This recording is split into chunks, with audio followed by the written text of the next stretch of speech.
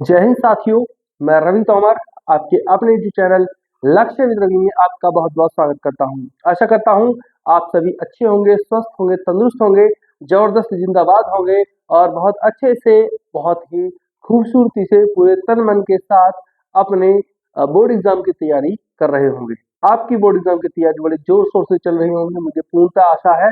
और प्यारे बच्चों, इसी के साथ मैं आपसे एक छोटी सी बात कहना चाहूंगा कि बिल्कुल भी समय वेस्ट नहीं करना है, दिन रात एक कर देनी है।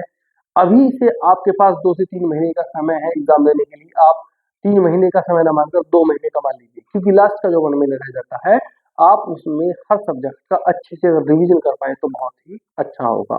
ठीक है प्यारे बच्चों, तो शुरू करते हैं आज की क्लास। आज का जो टॉपिक है आपका, उसका नाम है प्यारे बच्चों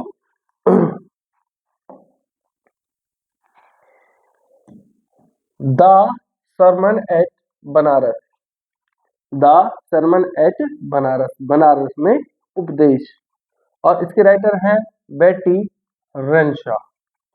इसके राइटर का नाम है प्यारे बच्चों बेटी रेंशा। ठीक है प्यारे बच्चों, ये पूरी कहानी लॉर्ड बुद्धा के ऊपर डिपेंड है। ये पूरी कहानी लॉर्ड बुद्धा के ऊपर डिपेंड है। ठीक है, जिनके बचपन का नाम सिद्धार्थ होता है। ये एक क्षत्रिय कुल में जन्म लेते हैं और लगभग 10 से 12 वर्ष की उम्र तक ये एक रॉयल जीवन जीते हैं। ठीक है, उसमें 4 वर्ष की उम्र में इनको स्कूलिंग में भेज दिया जाता है, ताकि वे हिंदू के जो जो हिंदू ग्रंथ होते हैं उनको अच्छे से पढ़ लें, उनका ज्ञान अर्जित कर लें। ठीक है, और जब ये ज्ञान अर्जित करके आते हैं उसके बाद शादी करते हैं। शादी करने के बाद इनको एक बच्चा होता है। होता क्या है कि इस पूरे कार्यकाल में जितना वो अपने घर में रहते हैं, वे बाहर की दुनिया को नहीं देख पाते और सभी प्रकार के संकट, दुख, पीड़ा से मुक्त रहते हैं। लेकिन एक दिन अचानक क्या होता है, वे एक व्यक्ति को देखते हैं जो कि बूढ़ा होता है। ठीक है, और एक दूसरा व्यक्ति होता है, वो भीख मांग रहा होता है पैसे की और खाने की। तथा एक एक स्थान पर वो देखते हैं कि कोई व्यक्ति मर गया है। इसी तरीके से एक दिन में वो 2-3 परिदृश्य को देखते हैं और उस दिन उनको ज्ञात होता है कि जीवन में दुख नाम की भी कोई चीज होती है। ठीक है प्यारे बच्चों, और इसके बाद उन्होंने अपने आप को बिल्कुल एक संत की तरह पेश किया और अपने घर का त्याग कर दिया। जब अपने घर का त्याग करके वो चले गए, लगभग 7 वर्ष तक वो उद्देश्यहीन, बिना किसी उद्देश्य के, मतलब ये समझ लीजिए एमलेसली, उद्देश्यहीन होकर घूमते रहे। ठीक है, फिर अंत में वो एक वृक्ष के नीचे बैठ गए जिसका नाम था पीपल। पीपल के वृक्ष के नीचे वो तब तक बैठे रहे जब तक उनको ज्ञान नहीं मिलेगा। 7 दिन उसके नीचे बैठे रहे। 7 दिन बाद उनको ज्ञान की प्राप्ति हो गई और उसके बाद ही उस वृक्ष का नाम रखा गया बोधि वृक्ष, यानी कि बुद्धि देने वाला वृक्ष। ठीक है प्यारे बच्चों, और उसी वृक्ष के नीचे रहकर महात्मा गौतम बुद्ध ने शिक्षण कार्य शुरू किया और अपने ज्ञान को देना शुरू किया।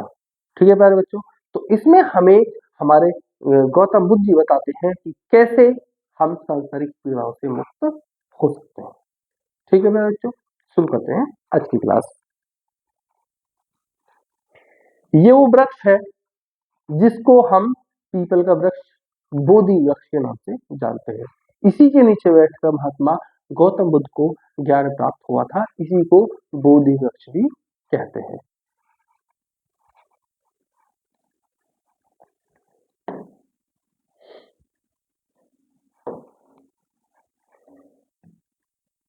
बुद्ध एज प्रिंस, बुद्ध एक प्रिंस के तौर पर, मैंने बताया था ना कि बचपन में इन्होंने एक क्षत्रिय कुल में जन्म लिया था। ठीक है, Gautam Buddha was born as a prince named Siddharth Gautam in northern India. Gautam Buddha ने जो जन्म लिया था वो एक राजकुमार के रूप में लिया था, नेम्ड सिद्धार्थ। उनका नाम सिद्धार्थ था, सिद्धार्थ गौतम। और कहाँ लिया था? इन नॉर्थन इंडिया, उत्तरी भारत में। महात्मा गौतम बुद्ध या सिद्धार्थ गौतम ने बचपन में जब जन्म लिया था, ठीक है, वो नॉर्थन भारत में लिया, उत्तरी भारत में लिया था, नॉर्थन इंडिया में। और उनके बचपन का नाम क्या था? सिद्धार्थ गौतम। ठीक है प्यारे बच्चों। एट 12 12 वर्ष की उम्र में he was sent for schooling, उन्हें पढ़ने के लिए भेज दिया गया, स्कूलिंग यानी कि पढ़ाई करने के लिए भेज दिया गया, शिक्षण के लिए भेज दिया गया। इन हिंदू सेक्रेड स्क्रिप्चर्स, किस लिए भेजा गया? जो हिंदू ग्रंथ होते हैं उनको पढ़ने के लिए भेजा गया।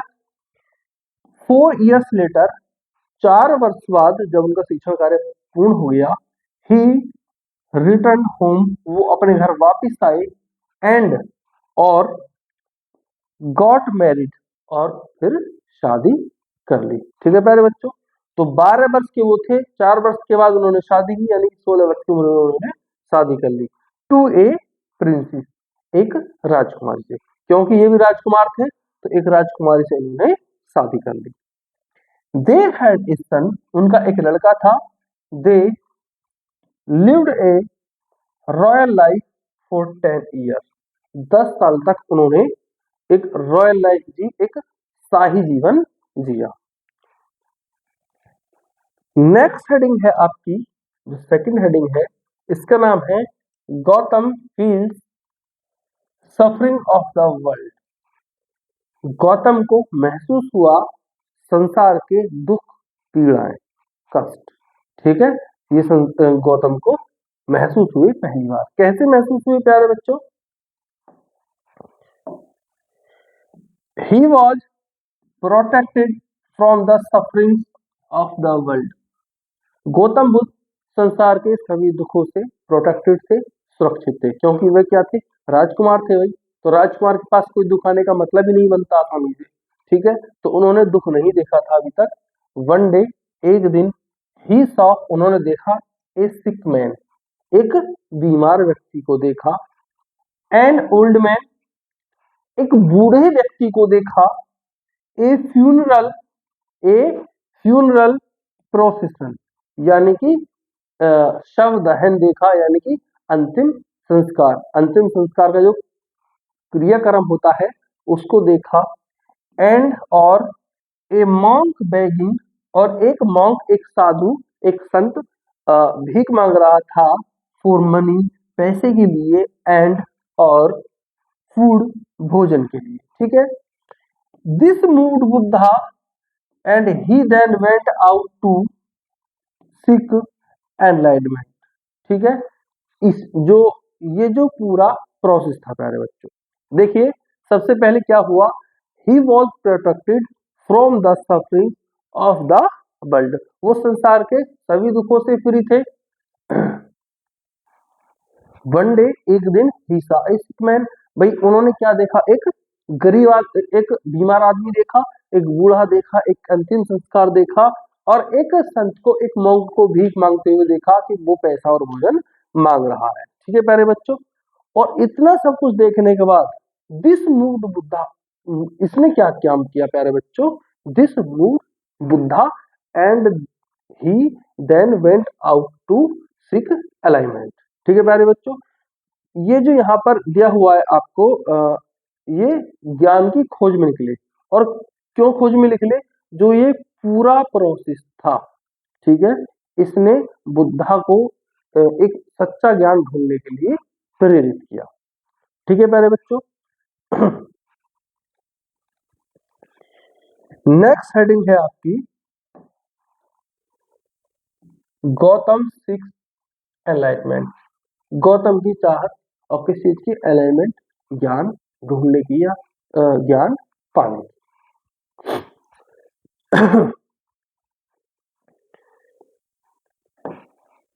ही ट्रेवल्ड, यानी कि महात्मा गौतम बुद्ध, उन्होंने यात्रा की एमलेस, एमलेसली होता है उद्देश्यहीन होकर, फॉर 7 years, 7 वर्षों तक, एंड देन ही, और उसके बाद वह स्टेड, रुके, अंडर ए पीपल ट्री, एक पेड़ के नीचे वो रुके, until he attained एनलाइटमेंट, जब तक उन्हें ज्ञान प्राप्त नहीं हो गया। आफ्टर 7 डेज, 7 दिन के बाद, ही गॉट एनलाइटमेंट, उन्हें ज्ञान की प्राप्ति हुई। एंड रीनेम्ड द ट्री, और उन्होंने उस पेड़ का दोबारा से क्या नाम रखा? एज बोधि ट्री, उसे बोधि ट्री रखा गया। ट्री ऑफ विजडम, ज्ञान का पौधा रखा गया, बुद्धि देने वाला पौधा रखा गया।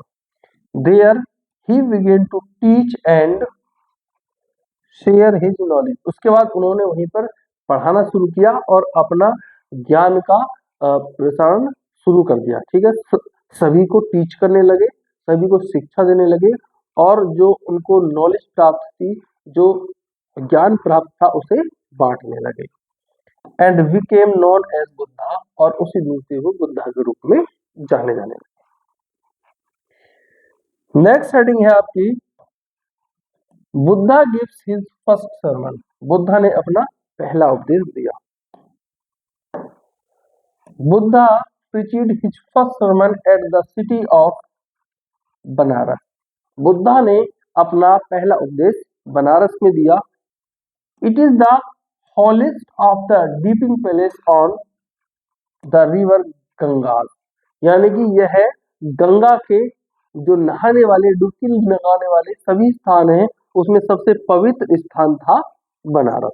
ठीक है, वहां पर अपना पहला उपदेश दिया।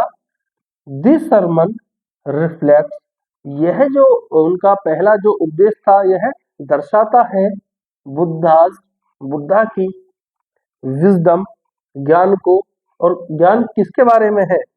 About the kind of suffering, उस पीड़ा के बारे में है, that is impossible to interpret, जिसे आसानी से वर्णन नहीं कर सकते, जिसका वर्णन करना असंभव है। ठीक है प्यारे बच्चों, नेक्स्ट हेडिंग है कीसा गौतमी स्टोरी, कीसा गौतमी की कहानी। कीसा गौतमी हैड ओनली वन सन, कीसा गौतमी का बस एक बेटा था। हु हैड डाइड, जो मर चुका था। She carried her dead son in her arms, उन्होंने अपने मृत बेटे को अपनी बाहों में लिया हुआ था। एंड वेंट, और वो गई, डोर टू डोर, दरवाजे, एक दरवाजे दूसरे दरवाजे तक, आस्किंग फॉर मेडिसन, दवाइयों के लिए पूछ रही थी वो, फॉर हर डेड चाइल्ड, अपने मरे हुए बेटे के लिए। क्योंकि भाई एक माँ तो माँ होती है, वो अपने बेटे को अगर इस दुनिया में सबसे ज्यादा प्रेम करता है तो वो माँ करती है। हालांकि पिताजी भी उतना ही प्रेम करते हैं, लेकिन इन दोनों में से केवल इतना अंतर हो जाता है, पिता दिखा नहीं पाता, वह समझता है, उसे दुनिया में घूमने का, ठीक है, रहने का हर तरीके का ज्ञान होता है, लेकिन माँ कोमल हृदय की होती है। बस माता और पिता में सिर्फ इतना अंतर होता है, पिताजी अपने दिल को मजबूत रखते हैं, वो आसानी से नहीं दिखते, लेकिन माता जो होती है वो कोमल हृदय की होती है। हालांकि प्रेम दोनों बराबर करते हैं, माता भी पिता भी, बस फर्क ये होता है माता कोमल हृदय होती है और बच्चों के थोड़ा पास रहती है, वहीं पिता का स्वभाव थोड़ा व्यूड रहता है। ठीक है, क्योंकि वो जानते हैं कि अगर वो भी माँ की तरह हो गए तो बच्चा दिशा से भटक जाएगा। तो बच्चे को सही दिशा में रखने के लिए अक्सर पिता को, ये समझ लीजिए, वो कठोर दिल होता नहीं है, कठोर दिल होने का अभिनय करता है, जैसे कि मैं कितना क्रूर हूँ। ठीक है प्यारे बच्चों, क्रूर होते नहीं है, दुनिया के कोई भी माँ बाप को अपने बेटे को बहुत ज्यादा प्यार करते हैं। वैसा ही ये माता है कीसा गौतमी, ये इनका भी बेटा है। अब माँ का दिल तो माँ का ही होता है, उनका बेटा मर चुका होता है, लेकिन अपने उस मृत बच्चे को, अपने मृत बेटे को जो मर चुका होता है, उसे बाहों में लेकर वो एक दरवाजे से दूसरे दरवाजे तक जाती हैं और लोगों से कहती हैं कि कोई दवाई दे दो जिससे मेरा बेटा बच जाए। ठीक है प्यारे बच्चों, कीसा गौतमी हैड ओनली वन सन, उनका एक ही बेटा था। हु हैड डाइड, जो मर चुका था। शी कैरीड हर डेड सन, उन्होंने अपने बेटे हुए को लिया हुआ था, इन हर आर्म्स, अपनी बाहों में। And went door to door, और एक दरवाजे दूसरे दरवाजे तक जा रही थी। आस्किंग फॉर मेडिसन, दवाइयों को पूछने के लिए। फॉर हर डेड चाइल्ड, अपने मरे हुए बच्चे के लिए, क्योंकि वो उसे मारा हुआ नहीं मान रही थी। द नाइबर्स पिटीड जो उनके पड़ोसी थे उन्हें दया आई हर उस पर, बट कुड नॉट हेल्प, लेकिन वो कुछ मदद नहीं कर सकते हर उसकी, क्यों? As her son was dead, क्योंकि उसका बेटा मर चुका था। फाइनली, अंततः, somebody suggest, किसी ने उन्हें सलाह दी, that कि she should go to the she should go to the Shakya मुनि द बुद्धा, कि उन्हें शाक्य मुनि बुद्धा के पास जाना चाहिए। कीसा Gautami went to meet कीसा Gautami went to meet Gautam Buddha, कीसा Gotami Gautam Buddha से मिलने के लिए गई। Gautam told her to bring a handful of mustard seeds from a house, ये बाद में बताऊंगा इसका, पहले सुनिए। अब किसी ने कहा कि जाओ गौतम बुद्ध के पास जाओ, वो तुम्हारा समाधान कर सकते, केवल उन्हीं के पास तुम्हारा समाधान है, तो उनके पास चली जाओ। ठीक है, तो उन्होंने सोचा क्या पता वो मेरे बेटे को जीवित कर दे, तो Kisa Gotami went to meet Gautam Buddha, Kisa Gotami Gautam Buddha से मिलने गई। गौतम बुद्ध टोल्ड हर, गौतम बुद्ध ने उनसे कहा, to bring a handful of mustard seeds, कि एक मुट्ठी सरसों के बीज भर के ले आओ। ठीक है, फ्रॉम ए हाउस, एक ऐसे घर से, वेयर, जहां, that had never knocked at the door, जिस घर के दरवाजे पर कभी मृत्यु नहीं आई हो। समझिए मेरी बात।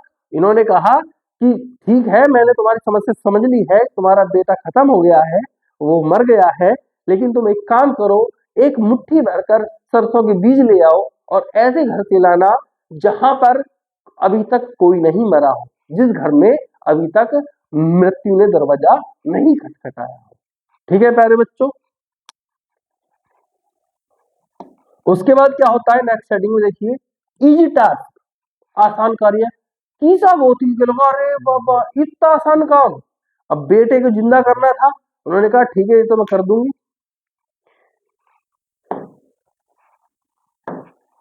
कीसा थॉट, कीसा ने सोचा, डेट कि it was a very easy task, ये तो बहुत ही ज्यादा आसान काम है। सी वेंट, वह गई, to all the houses in the village, गांव में जितने घर थे वो सभी घर में गई।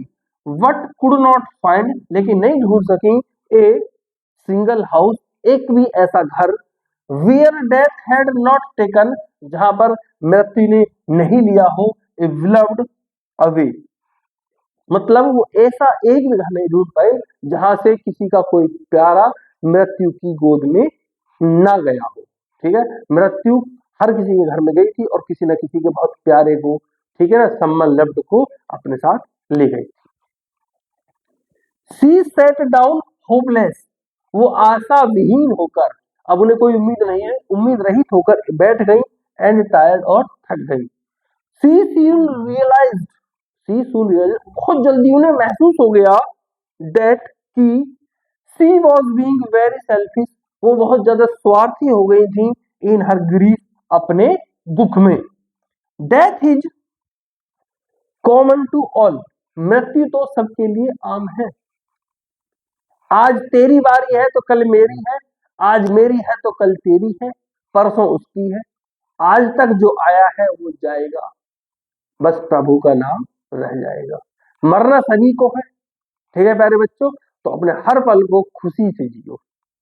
ठीक है, कहते हैं ना, मृत्यु देखता है लोगों की दिन में सुबह शाम, फिर भी बनाता भवन है ऐसे जैसे हरदम यही मकाम, ये माया तेरी बिकट बड़ी है राम।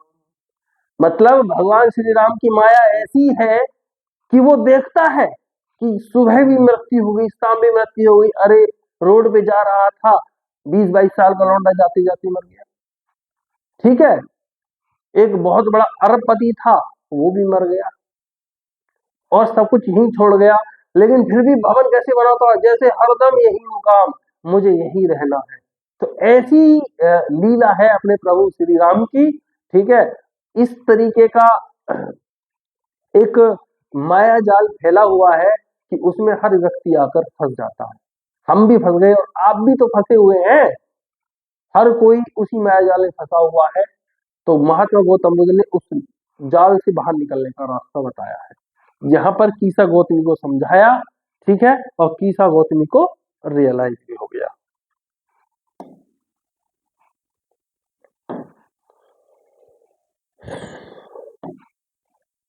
बुद्धा's रिप्लाई, बुद्ध ने उत्तर दिया टू कीसा गौतमी, कीसा गौतमी को। ठीक है, बुद्ध का कीसा गौतमी को प्रति उत्तर, the life of morals, morals यानी कि नैतिक, द लाइफ ऑफ मोरल्स, जो नैतिकता का जीवन होता है, इज ट्रबल्ड, वो हमेशा परेशान रहता है, ब्रीफ, दुखी रहता है, एंड कंबाइंड विद पेन, और हमेशा पीड़ा में रहता है। ठीक है, इट इज नॉट पॉसिबल, यह संभव नहीं है, टू अवॉइड डेथ, मौत से बचना, मृत्यु से बचना संभव नहीं है, एज द राइट फ्रूट, जैसे कि पके हुए फल, आर इन डेंजर, वो खतरे में रहते हैं, ऑफ फेलिंग, कि वो गिर जाएंगे। भाई पके हुए फल होने के बाद क्या खतरा रहता है कि ये फल पक गया है, अब ये गिर जाएगा, उसके गिरने का खतरा होता है। एज द, जैसे अर्थन वेजल्स, मिट्टी के बर्तन, मेड बाय द पोटर, कुम्हार के द्वारा मिट्टी के बर्तन जो बनाए जाते हैं, ब्रेक, वो टूट जाते हैं, सिमिलरली, उसी तरीके से, द मोर्टल, जो प्राणी होते हैं, have the danger of death, उनके ऊपर भी मौत का खतरा होता है। वाइज मैन एंड फूल्स, अकलमंद व्यक्ति और मूर्ख व्यक्ति, all fall into the power of, all fall into the power of death, वो सभी मौत की शक्ति में एक न एक दिन गिरते हैं। यानी कि एक न एक दिन, चाहे मूर्ख हो, चाहे अकलमंद हो, चाहे धनी हो, चाहे गरीब हो, चाहे विकलांग हो, चाहे स्वस्थ हो, मरना सबको एक दिन होता है। ठीक है प्यारे बच्चों, ओनली द वाइज, सिर्फ जो बुद्धिमान व्यक्ति होते हैं, डू नॉट ग्रीव, वो दुख नहीं मनाते, एंड दे एक्सेप्ट, वे स्वीकार करते हैं, द रियलिटी, वास्तविकता, वे वास्तविकता को स्वीकार करते हैं। ऑल वीपिंग एंड ग्रीविंग, सभी प्रकार का रोना धोना या शोक मनाना, विल ब्रिंग, वो उत्पन्न करता है, मोर पेन, और ज्यादा दुख, एंड सफरिंग, और पीड़ा, टू द बॉडी, हमारे शरीर के लिए। यानी कि जितना रोना धोना, पीड़ा करना, ठीक है, शोक मनाना, ये हमारे ही शरीर के लिए पीड़ा उत्पन्न करता है। वन, और एक, हु इज कंपोज्ड, जो शांत है, विल ऑब्टेन पीस, वह क्या करता है, वो पीस प्राप्त करता है, ऑफ माइंड, दिमाग की, यानी कि वह दिमागी रूप से बिल्कुल शांत होता है, एंड विल बी फ्री, और मुक्त हो जाता है, फ्रॉम सोरो, दुखों से, एंड बी ब्लेस्ड, और धन्य हो जाता है। यानी कि ऐसा व्यक्ति जो रियलिटी को स्वीकार करता है, जो वास्तविकता को स्वीकार करता है, ठीक है, वो पूर्णतः आत्मिक शक्ति के रूप में बिल्कुल शांत हो जाता है, और सभी प्रकार के दुखों से मुक्त होकर धन्य हो जाता है। लास्ट है यहाँ आपकी conclusion, conclusion of the sermon at Benares, यानी कि बनारस में दिए गए उपदेश के ऊपर जो है आपका निष्कर्ष है इस चैप्टर का। क्या निष्कर्ष है? The chapter the sermon at the Benares, जो आपका अध्याय है the sermon at the Benares, explain, बताता है, one of the holiest preaching of Lord Buddha, Lord Buddha की जो सबसे पवित्र उपदेश होता है उसके बारे में बताता है, दैट एंडेड द सफरिंग, जिससे अंत हो जाता है, जिसका सफरिंग का पीड़ा होगा, ऑफ ग्रेविंग मदर, एक दुखियारी माता का, कीसा गौतमी, जिनका क्या नाम होता है, कीसा गौतमी, हु लॉस्ट हर सन, जो अपना बेटा खो देती हैं, bye accepting the truth of life, जीवन की वास्तविकता को स्वीकार करके, सी फ्रीड, वो मुक्त हो जाती है, हर सेल्फ, अपने आप को, फ्रॉम अनएंडिंग पेन, वो कभी ना खत्म होने वाले दुख से अपने आप को मुक्त कर लेते हैं। ठीक है प्यारे बच्चों, ये आज की आपकी लास्ट हेडिंग थी। मैं उम्मीद करता हूं कि आपको महात्मा गौतम बुद्ध के बारे में जो मैंने आज की क्लास में बताया वो आपको बहुत अच्छे से समझ में आया होगा। ठीक है, आज की क्लास में आप अपने आप को याद रखिए, ये जो आप पढ़ रहे हैं ये केवल बोर्ड एग्जाम की तैयारी के लिए नहीं पढ़ रहे हैं। देखिए वहां तो आपको पेपर देना ही देना है, लेकिन यहाँ से जो आपको नैतिक संदेश मिले, जो मोरल मैसेज आपको मिलता है, उसको अपने जीवन में भी आत्मसात करना है, एब्जॉर्ब करना है। ये नहीं कि बस पढ़ लिया और लिख दिया और पेपर हुआ खत्म। इन चीजों को अपने मन मंदिर में भी बसाना है। ठीक है प्यारे बच्चों, तो उम्मीद करता हूं आज क्लास आपको बहुत अच्छे से पसंद आएगी। मिलते हैं अपनी अगली क्लास में, तब तक के लिए जय हिंद, जय भारत, जय हिंदुस्तान।